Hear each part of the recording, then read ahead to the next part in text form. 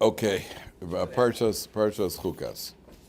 Okay, so the Torah says, "Vaydaber Hashem al Moshe v'Aaron lemor."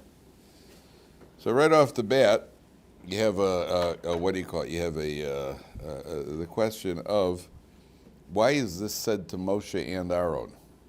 Vaydaber Hashem al Moshe v'Aaron lemor.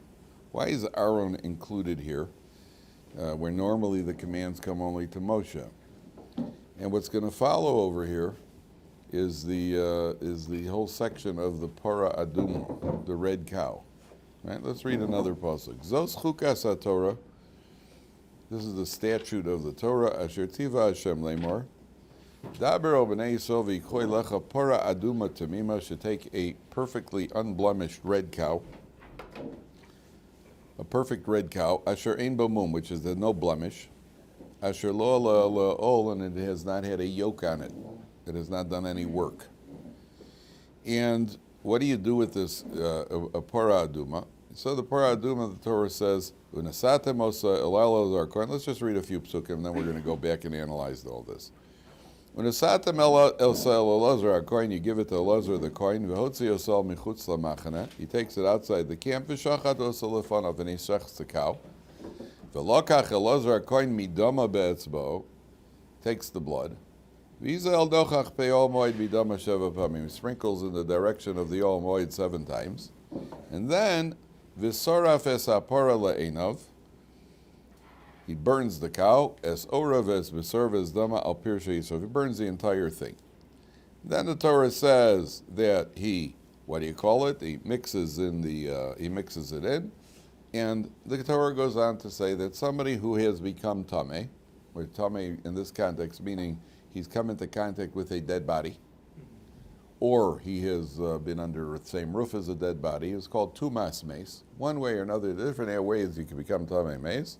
And the only way to get out of being tamei mace is to be sprinkled with the ashes of the para aduma that have been mixed with water. And it's done on the third day, and on the second. There's a whole procedure of how it's done.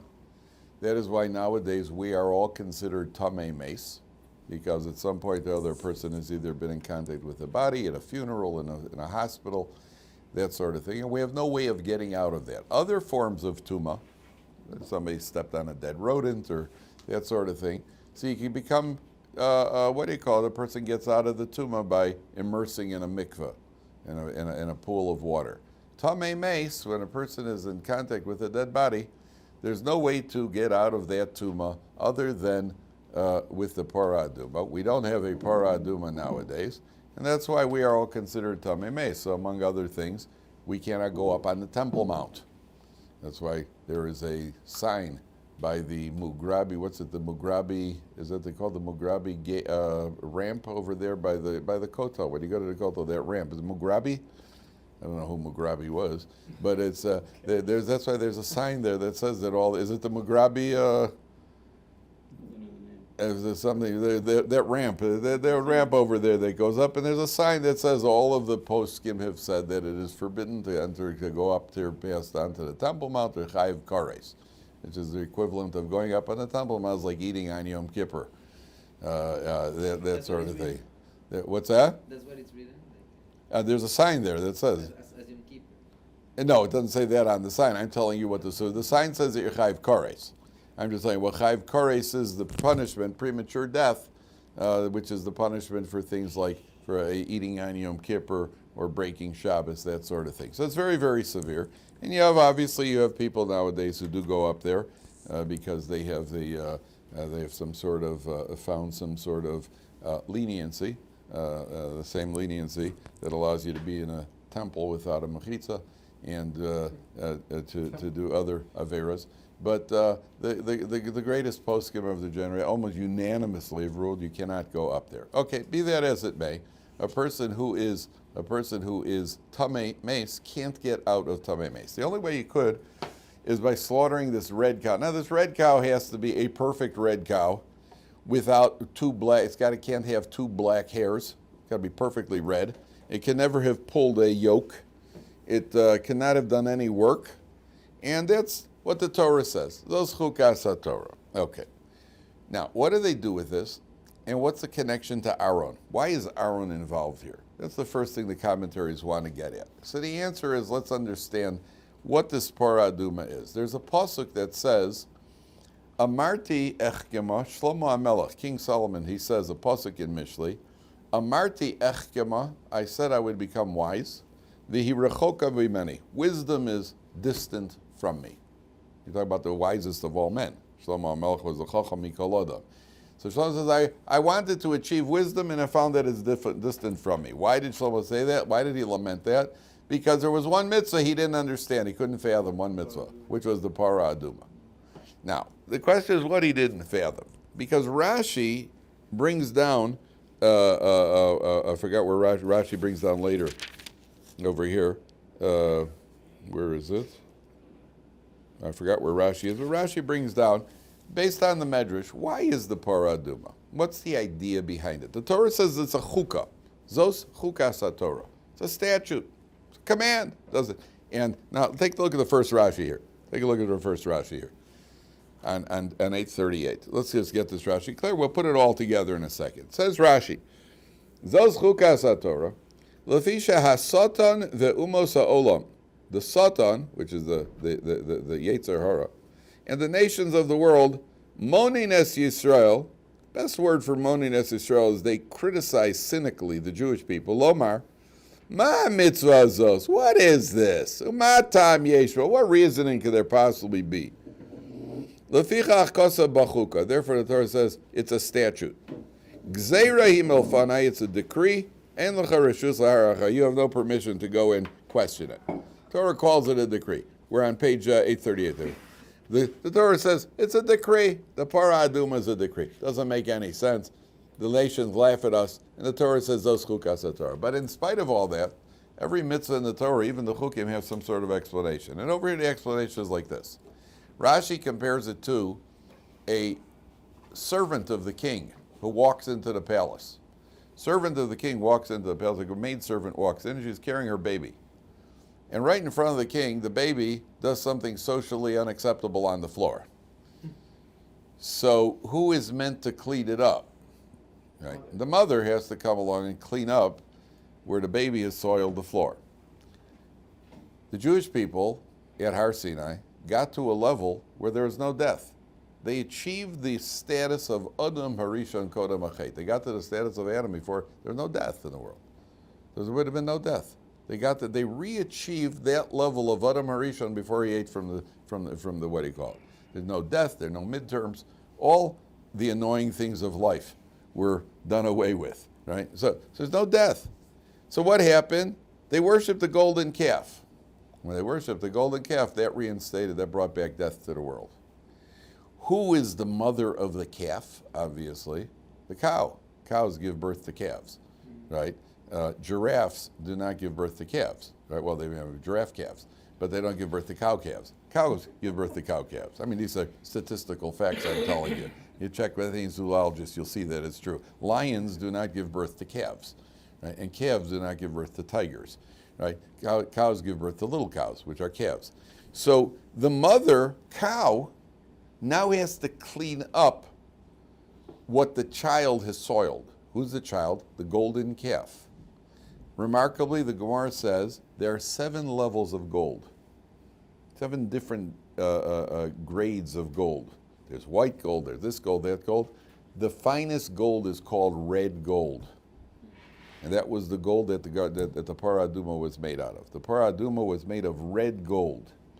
So you get the mother is the cow. The color of the mother is red. Red also is the symbol of sin. Right? They don't call it a brown light district, and they don't call it a gray light district. They call it a red light district. Right? Red is the color of sin, and the mother, which is red, now comes along and cleans up where the child has soiled. Meaning, the golden calf, the calf, brought death back to the world. So the only way to remove death from the world is the mother comes along and cleans it up. And therefore, for a person to get out of becoming ritually impure, for a person who is tamei mace, the only way to get out of it is with the involvement of the Parah Aduma, of the red cow. That's what the That's what he calls. Nice explanation, right? All Rashi says is that the mother comes along and cleans up. Rashi doesn't explain. The commentaries explain what the depth of that means, what that really means. Go ahead, Mir. The golden calf also made out of gold, red gold? Like the Red gold, the highest level of gold. Yeah, the golden calf was made out of the highest level of gold, which is red gold. Happens coincidentally to be red gold. So it's a red cow that comes along and cleans up the soil. That's the connection. Now, more than that, who was it that was involved in that? Who was the catalyst of the Avera who was taken to task for it? It's Aaron HaKohen, right? So we might think, now, was Moshe Rabbeinu responsible for it? No, because Moshe Rabbeinu was up on the mountain. So he had nothing to do with it. In order to let us know that Aaron is not at fault for death coming to the world. That means whatever he did there, his intention was good by the golden calf. His intention was good, to try to delay the Jewish people till Moshe Rabbeinu could come down. So Moshe Rabbeinu, the Torah, the commentaries say, Vaydaber Hashem el Moshe vel Aaron lemor, this command, the same way that Moshe Rabbeinu is not responsible for death having come back to the world, Aaron isn't responsible either. Why is he taken to task? Because he still should have figured out some other way to get out of it. He was, whatever it is, there's a certain level of blame, but not total blame that he brought death back to the world. And therefore, the same way that Moshe Rabbeinu is not blamed, first pasuk, Vaydaber Hashem al Moshe vel Aaron lemor. Why are they included? The same way to show us, the same way Moshe Rabbeinu wasn't there, and certainly can't be blamed for it, so Aaron is also not to be blamed. That's what the commentaries say. That's why Aaron is included in the command. Yeah, Mayor, go ahead. But then why is Eleazar Cohen the one that is meant to kill the cow? That's a command of the Torah that the Kohen gets involved with it. That the Kohen is what he called. The Kohen is the one who's involved with doing this, like anything else that the Kohen does in the service. Okay, but Aaron, it emphasizes that it's Aaron to let us know that Aaron isn't to be blamed for death coming back to the world. There is a certain degree of, it gets a little complicated. Commentaries say that had Aaron let them do it unintentionally when instead of intentionally, gets very subtle. The point is that that's what the commentaries say. That's why Aaron's included in the command. That's number one. Okay. Number two, I want to show you something that Moshe Feinstein says, and I think that this is really a fundamental concept that we all have to think about a little bit. If you turn ahead, take a look in Perek Lamed Aleph Pasuk Chaf Aleph 3121. Take a look at 3121, which is on page 3120, on page 906. Page 906. And it's about 9 lines from the top. So here, the Torah says they go to war with Midian. This is in Parsha Matos. They've battled Midian, and they're coming back now, and they have utensils that they captured from the non-Jews in Midian. You see where this is? 906? 906, about 10 lines from the top. And they've captured these utensils from Midian. And the Torah goes into the laws of how you kasher things. And it starts with, Vayomer Elazar HaKohen al Anshe HaTzava Aboim LaMilchama. Elazar says to the army people, Zos Chukas HaTorah. This is the statute of the Torah. Now this is the same thing that it says over here, Zos Chukas HaTorah. Zos Asher Tziva Hashem El Moshe. What do? Aches hazav, es hakesves, hanachoshes, the gold, the silver, the copper, the mad, barzos, bilves, alfaris, kol davar, asher yavo ba'esh, anything that was used for roasting in an open fire, if you want to kasher it, taviru ba'esh. You got to kasher it in a roasting, in a fire. Anything was used for cooking, so you have to put it in hot water. That means the Torah goes through the way you kasher things.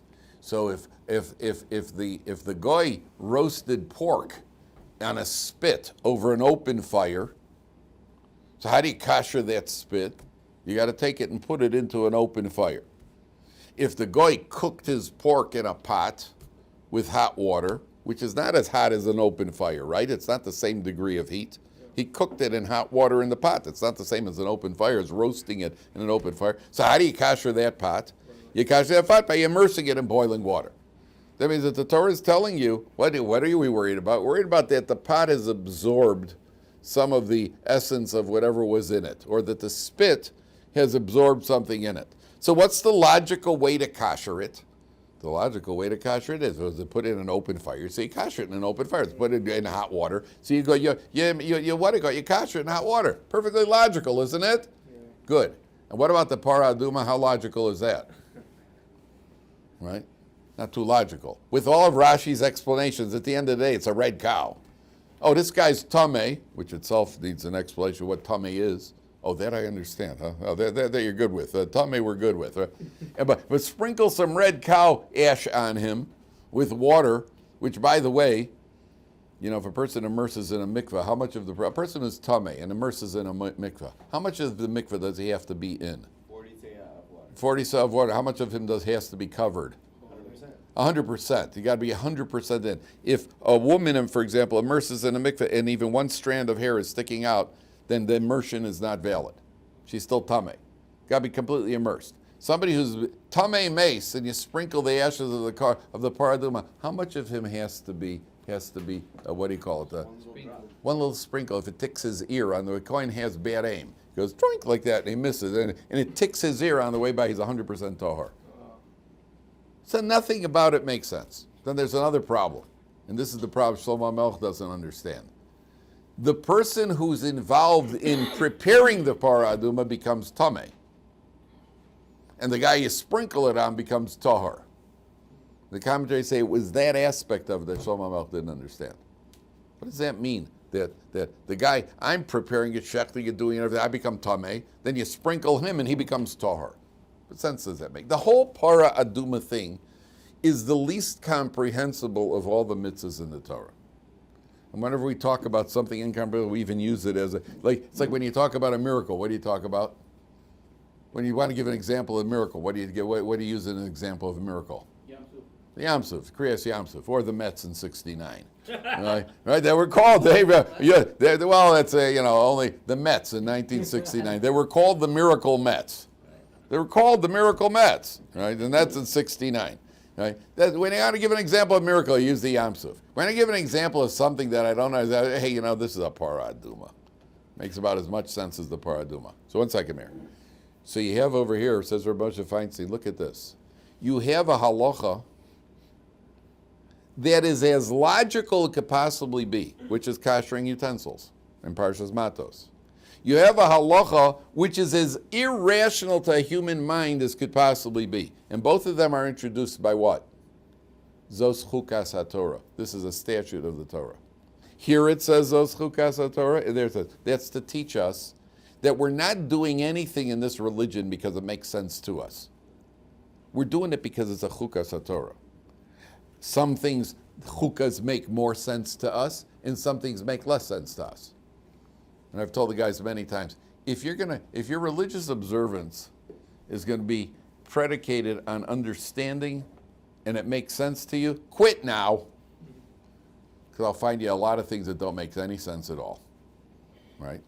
To go pay $100 for what's essentially an inedible lemon on Sukkot. It's not even a lemon. You can't even eat it. What are you going to make? You esrog jelly? You ever had esrog jam? Oh, just the cat's meow. Right? Yeah. You can't even. What are you going to do with an esrog? You can't even eat it. There's nothing inside. There's no juice. You make some esrog jam so you could pretend that you're enjoying it. Right? So you got to pay $100 for it. Then you bring it home and find out, it does have a black dot. You just lost your $100. Right? So you're holding this lemon and a piece of palm branch that costs another $50, and you're going to tell me it makes sense. You got to go spend $1,000 for tefillin for your 13-year-old kid so you can leave it on the bus the next day. That makes sense, right? So once you get to the point where it's got to make sense, at the end of the day, check it at the door, because zos chukas haTorah ultimately. So okay, some of it's follows more of a logical pattern, and some of it has an explanation for it. But at the end of the day, it's not a prerequisite for observance. And if it is a prerequisite, so just forget about it, because you're not gonna. There are too many things over here that don't make sense. So that to us, with our puny human minds, right? The Sefer Charedim, I think it's the Sefer Charedim, says Yes, Sefer Charib says his expression, the way he puts it is, when it comes to examining the rationale of mitzvahs, and we're supposed to, by the way, the Rambam says we should try to analyze mitzvahs and try to see what did Hashem have in mind with these mitzvahs. What did Hashem have in mind? The Sefer Charib says, if a person would live 1,000 years twice, that's 2,000 years. If a person would live 1,000 years twice, he still would not fathom the depths of even one mitzvah in the Torah. The infinite depths of even one mitzvah. I have a friend who told me, something like, take pork for an example. So, people say, well, Torah says you can't eat pork, so it's obviously because of a health concern. But now that we've taken care of all the health issues, what is it called, trichinosis, poison, that sort of thing, so it should be okay. It should be okay. Doesn't say anywhere that it's because of health. Doesn't say anywhere that it's because of health. Is there a health benefit? So a friend of mine told me, a friend of mine's a doctor. So he told me there was a girl who developed some sort of parasite in her brain. And she went to the doctor. They had to do a surgery. And the doctor said to her, can I just ask you a question? You're Jewish, aren't you? Nowadays to even ask that question, you could lose your license and you could be sued. You get shot by the firing squad just for asking that question nowadays. You're Jewish. Hi. Take a chodesh. We're on page 838. So he says, you're what do you call it? You're Jewish, aren't you? She goes, yeah. Why? He goes, well, the parasite that you have is something that is often triggered by pork consumption. And I know that Jews don't eat pork, and I'm just curious how you ended up with this parasite. She says, well, I am Jewish, but I'm not observant, and pork happens to be my favorite food, and I eat a lot of it. I think she's now a balas tshuva. Right? The little musar shvuz from the doctor seemed to have done more for her than the brain surgery. Right? So she became, now, is that the reason we don't eat pork? There could be infinite reasons. Is there a benefit to not eating pork? Yeah, there is. And not only that, any benefit we find in a mitzvah, anytime we find a benefit of a mitzvah, obviously HaKadosh Baruch Hu had that in mind. It doesn't mean it's the only reason, and it doesn't necessarily mean it's the main reason. If from religious Jewish women, statistically, have the lowest incidence of cervical cancer in the world. Right? Well, and then you stop and think, Jewish women also have the Nida laws, right? And so there are certain times where a woman is more susceptible to infection than others and is going to get less of it because from families keep the laws of the separation when a woman is a Nida. So is that the only reason? Is it the main reason? It's a reason. And if you find a benefit of a mitzvah, clearly that is, and I emphasize again, clearly Hashem also had that in mind. It doesn't mean it was the only thing in mind, and it doesn't mean it was the main thing he had in mind, but he clearly had it in mind because the mitzvahs are given for our benefit.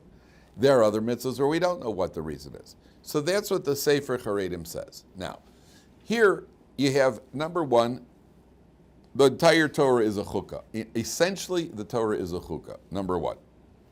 I want to go through this point by point. Number two, there's an interesting story in the Gemara. Probably the first story their parents tell their kids. You'll see why in a second. So the Gemara says that the sages, the Gemara in Kedushin, says the sages once needed to buy a stone or stones for the chest plate of the Kohen Gadol, for the Choshen. So there was a non-Jew named Dama ben Nesina. Yeah. And Dama ben Nesina, they found out, owns these gems. So they went to his house to ask for the gem, to buy the gems. And he said to them, I'd love to sell to you, but my father is sleeping, and the key to the safe or the chest where he keeps it, whatever it was, different opinions exactly how. He says the key to the, what do you call it, is they offered him 600,000 gold pieces. He said, I'd love to sell it to you, but my father is asleep.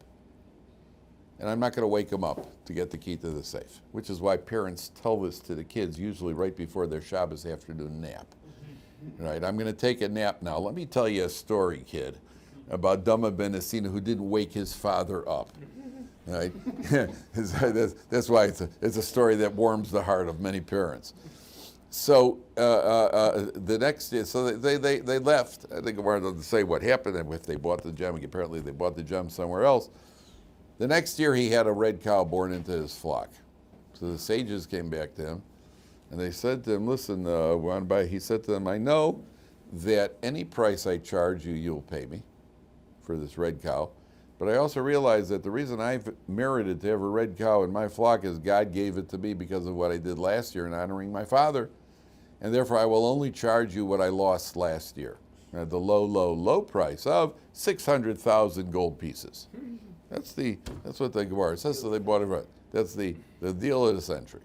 So they bought these things. Now, the commentaries ask the following question. Why did he get, first of all, why did he just get gems the next year?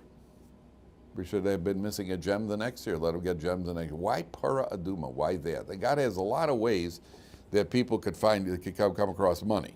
You know, just an incident recently of a woman who bought an old couch and found $36,000 in the couch. It should happen to me soon. The woman found $36. Say amen. The woman found, thank you. The woman found $36,000 in an old couch. Got a lot of ways. Some guy in New York, by the way, it sounds like a Jewish name. Herman Cahan won $126 million in the Powerball in New York. $126 million. He took a one-time payout, so it's only $52 million. But I could get used to that. Yeah, $52 million. That's a lot of money to lose. Boy, he gets less than half. Where's all that money taken? Who's getting that? Tax. Government.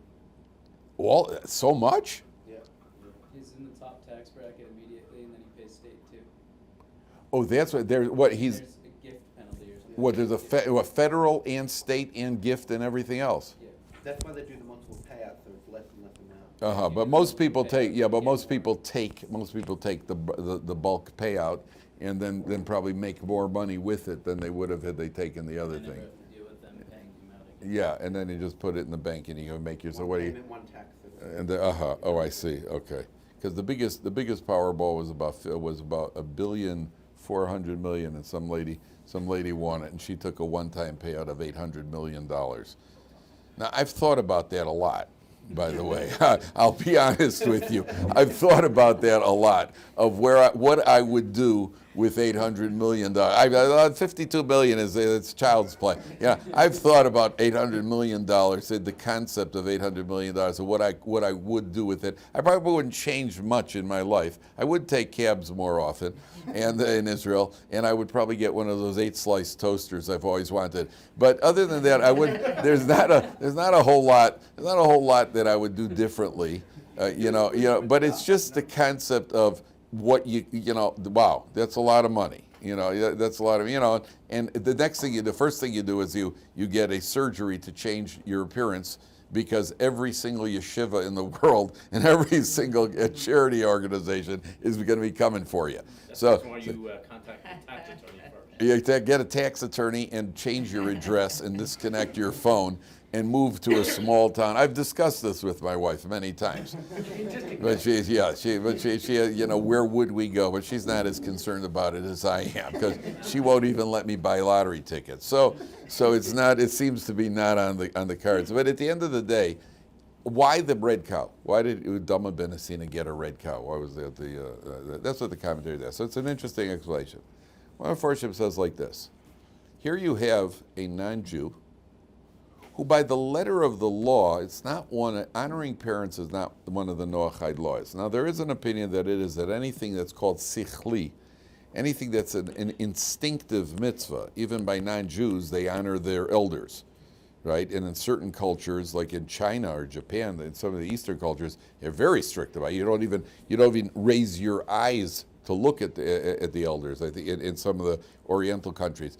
But it's instinctive. So the question is exactly where on the chart it is. At the end of the day, he doesn't have the same command as a non-Jew, and that's what the Gemara says. The Gemara says, look to what extent you have to go to honor your parents. If a non-Jew who's not even commanded went this far, imagine how far we have to go when it comes to honoring our parents. I'll tell you an interesting line in a second about honoring your parents. But the commentaries point out, Dama ben Nesina created a spiritual prosecution against the Jewish people. They've got to top him. the Jews have to top this now because he's created a new level. Now you got to top this. Now, he created the level by being willing to give up the money, forfeiting the money, for an extremely logical mitzvah, because everybody thinks logically you got to honor your parents. So the Jewish people are put to the test. Will you spend money on what's the most illogical mitzvah? Are you willing to spend on a parah aduma? That's the test for the Jewish people now. Dama ben Nesina set the bar at logical mitzvahs.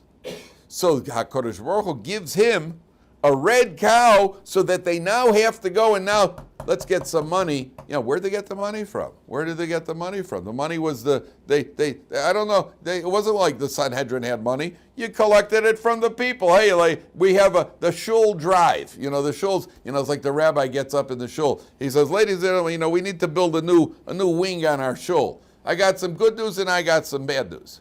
The good news is we've already got the money. The bad news is it's in your pockets. Right? So, you know, where did they get 600? So let's see, are the Jewish people willing to pay for this? Are Jewish people willing to pay for this? And therefore, he gets the parah aduma. That's what the commentaries say. I saw a line recently that somebody wrote, a profound line. When it comes to honoring parents, so let's say there are 5 children in the family. And, you know, you do stuff around the house, and like, I go, why my brother isn't doing this? You know, why isn't my sister helping out? Why I got, you know, let them pull it. Why do I have to do this? Everything is on me. I'm doing everything for my parents. My siblings don't do anything. And the reason a person thinks that way is because they got a mistake in the approach. They think, listen, there are 5 of us. We each got 20% of the job, right? That's how it breaks down. It's a mistake. You've each got 100% obligation to serve your parents. I've got 100%, not 20%, because the obligation is all 100% mine. If they help me, good. They don't help me, okay. What can I do? But my obligation is, it's not like we divided this up. You've got 100% obligation. It's an interesting approach, isn't it? It's a very interesting approach. And yeah, you can't, you know, because you often get siblings like a little, especially as parents get older, sometimes like, well, you know, why weren't you helping us out with the, you know, helping, why was it all on me? 1 second. You're making a mistake here. It is all on you. And it's all on you, and it's all on you, and it's all on me, and it's all on each one of us. My sibling didn't help, or doesn't want to help, or can't help, or won't help, or isn't able to help. Okay, yeah, you know, there's one thing's got nothing to do with the other. What if there are no siblings? Then what would you do?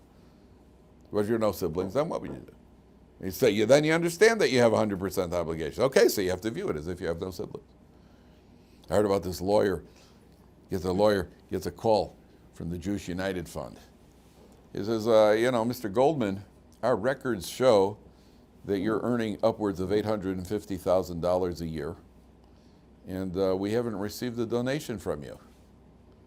He says, yeah? Do your records also show that my mother's a widow living alone? Do your records also show that my sister is a single parent raising 5 kids on her own? Do your records also show that my brother's a disabled Vietnam vet? And if they can't get a dime out of me, what makes you think you will?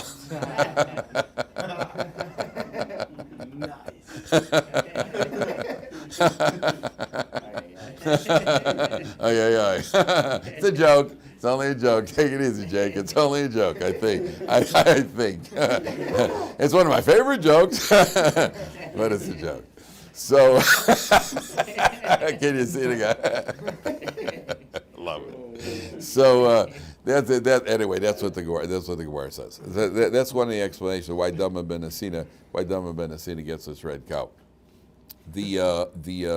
By the way, we mentioned this once, but if we're on the subject, I just want to tell you, and it's very, very difficult to understand that Gemara. The Gemara says, Dama ben Nesina, you know, why is the Gemara telling us this? You know, I want to ask you a question. Imagine the following. Sheikh, we must have spoke about this once, a while ago. Imagine the following. You're home, and there's a knock on your door. It sounds like a frantic, loud knock on your door. So you run down and you open the door. There's a guy standing there. He's dressed to the T, a lot of gold in a 3-piece suit, and he's sweating a little bit. And he says to you, listen, I'm the CEO of a major company. My limousine just broke down in front of your house. I'm on my way to a meeting downtown with other CEOs. There's billions of dollars on the line right now. My limousine just broke down in front of your house. I need a car, and I need it now because I'm late. If you sell me your 8-year-old Chevy within the next minute, give me the keys to that car, I'll give you $600,000. Money means nothing to me. I got to get to this meeting. So you quickly, wow, you're excited. You go running upstairs. Problem is your dad's sleeping, and the key to the car is under his pillow. So you come down and you say, guys, sorry, I'm not going to wake up my father. Honoring parents, I'm not going to wake up my father. The guy says, okay, and runs over to the neighbors. Neighbors now have $600,000, and he drives off. Okay? About 45 minutes later, your father wakes up. He says, Jake, anything happened while I was sleeping? I said, nothing. Really, just some guy knocked on and made an offer on the car. Which car? The Chevy. Yeah, how much? Well, it was a lot. Well, how much? Well, it was cash. How much? $600,000. And, well, Dad, you think I didn't learn anything in yeshiva? They told me to honor you. They told me to honor you. So I'm honoring you. That's why I always say, it's a good thing right after the mitzvah of honoring parents, it says, lo sirtzach, don't murder, right? Now, I'll tell you something, gentlemen. I haven't met any of your fathers. One thing is clear to me. There isn't a father in this room who wouldn't want to be woken up to make $600,000 and then take a nice nap at his new vacation spot, with that $600,000. Why would the Gemara tell us a story like this? Question number one. Question number two, the Gemara says, Rabbi Yishmael is a Tana. His mother, it's a Yerushalmi. Tosa says, his mother came to the Beis Medrash complaining, my son doesn't honor me. The sages were aghast. How could it possibly be one of the Tanoim doesn't honor his mother? They said to Rabbi Yishmael, your mother came complaining. He says, well, listen to my side of the story. You know what she's complaining? She comes home, I come home from yeshiva, and my mother insists on washing my feet. Would you let your mother wash your feet? But since that's what she wants to do, I let her wash my feet. But then she wants to drink out that bucket of filthy foot water. That I won't let her do. So the sages said, if that's what she wants to do, that's what you got to let her do. Now, I got a kasha. I've never met any of your mothers, right? I don't believe any of your mothers, when they gave you a bath, even when you were a baby and you're a little cleaner, I don't believe any of your mothers were ever like, somebody hold me back. I got to get at that foot. I got to get that. What's it going to be tonight? What's it going to be tonight? Decaf or filthy baby foot water? I don't believe that this was ever really an issue in any of your lives or any of your mother's lives. Why would the Gemara tell us these two stories? And it's 100. And I'm telling you right now. Let's get it clear. It's on film for Torah Anytime people too. I'm telling you right now. If your father is sleeping and somebody makes an offer of a significant amount of money, like $10. Wake him up, right? Your father would want to be woken up, no question about it. And for $600,000, use electric cattle prods if you have to get him up, because he definitely wants to wake up. So what do they tell? What kind of stories are they? And drinking foot water.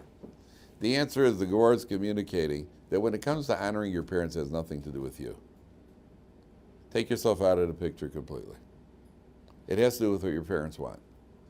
And if that's what your father would really want, then you don't wake your father up. If that's what your mother would really want, that's what you have to do. So, for example, I could give you a common example. If I used to go to my mother's house. Go to visit my parents lived in Israel. I go to my mother's house. My way of honoring my mother was to sit down at the table and eat and take no prisoners. That was my way of honoring my mother. I had to fast 3 days in advance before I'd go visit my mother, because I knew that and if I left one piece of anything on the plate, she's disappointed. What I wouldn't do to fulfill the Torah commands, right? So, if your father comes out, some fathers love fixing things. I don't like my father crawling around on the ground fixing pipes. But he enjoys that. Then it has nothing to do with me. It has zero to do with me. And there are a lot of it, by extension, in other areas as well. So the Torah is telling you over here, so Dama ben Nesina, who's honoring his parents, then the Jews, it's like a game of can you top this, right? And that's the Klal Yisrael now has to pay for the Parah Aduma. Okay. The next idea here is where Rabbi Feinstein says like this. We'll go to it tomorrow. I just want to tell you what Shlomo HaMelech says. Shlomo HaMelech says, okay, we'll hold it over here. We'll hold it over here. We're still on this. We have about five or six more ideas left on vital ideas on this first pasuk. So we'll do this tomorrow.